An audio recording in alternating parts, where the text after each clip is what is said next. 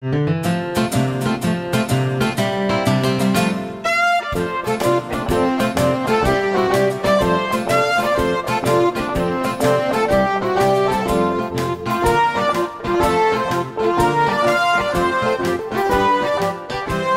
prosím klobouk kouzelníka Pokustona a v něm bydlí dva králíci, Bob a Bobek, jenže tomu se nikdy z vyhřátého klobouku nechce.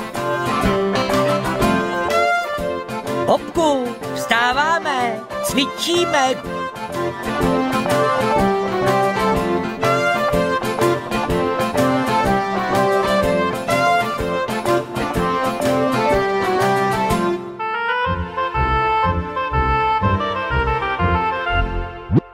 To bych rád věděl, kdy se tu naposledy luxovalo.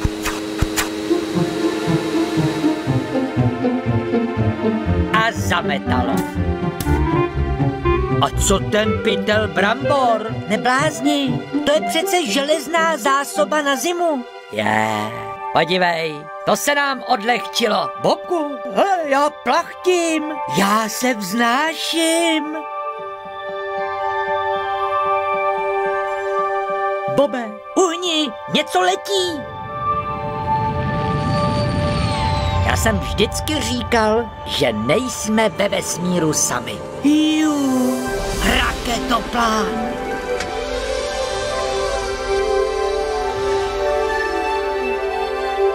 Bobe, ať mě nechá.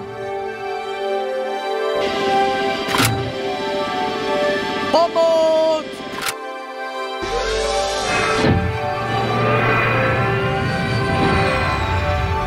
Už v tom zase lítáme spolu. Vítejte na palubě našeho raketoplánu, roztomilí ušáčkové. Tohle je Ken, první pejsek v historii, který udělá loužičku na měsíci. Na měsíci? Cože, my letíme na měsíc? No, ještě jeden oblet kolem země a pak frr na měsíc. A nešlo by to vzít přes Třeboň, prosím. Ale jo, když mi ukážete cestu. Pozor, před námi je velký vůz.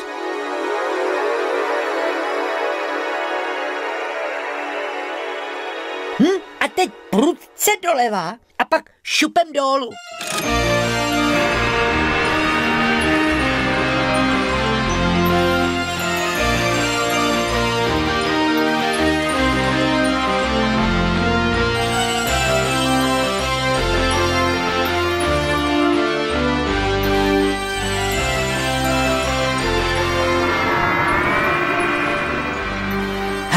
Rybář Pivoda, berou.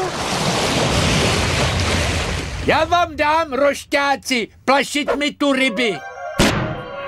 Hrome, meteorit narazil do nás. Nepak meteor, to byl rybář Pivoda, ten má páru.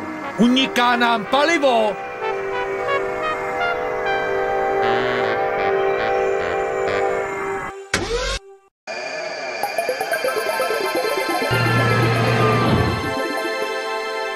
Sláva, přistáli jsme na měsíci. Kene, jdeme se venčit. Bobe, my jsme první králíci na měsíci. To bude historický smek, Kene. Řekni sír. Tady je prosím patníček pro pejska. Tak do toho. Keníčku, tak do toho.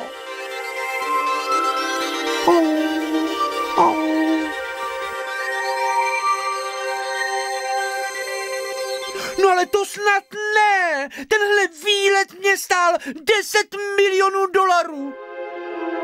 A jemu se nechce.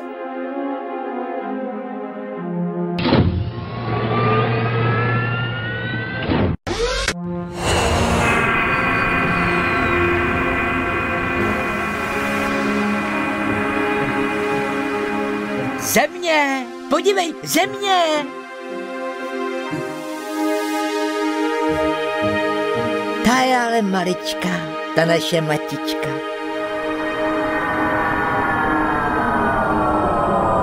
Co se děje? No, a nám dochází palivo. Ten váš pivoda nám udělal děuru do raketoplánu. No, došla šťáva. Stojíme. Bobku, letíme vstříc jisté záhubě. Sláva, náš klobouk. Honem, a teď lano. No doufám, že zo při úklidu nevyhodil. Nepát, lano přece patří k povinné výbavě. Házím.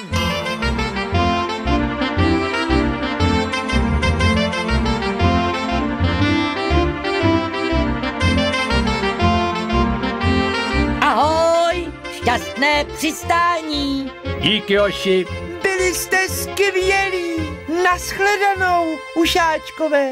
Tady je Florida, hlásí se Miss Canaveral. Právě skončil 164. turistický let na Měsíc, při kterém se nic zvláštního nestalo.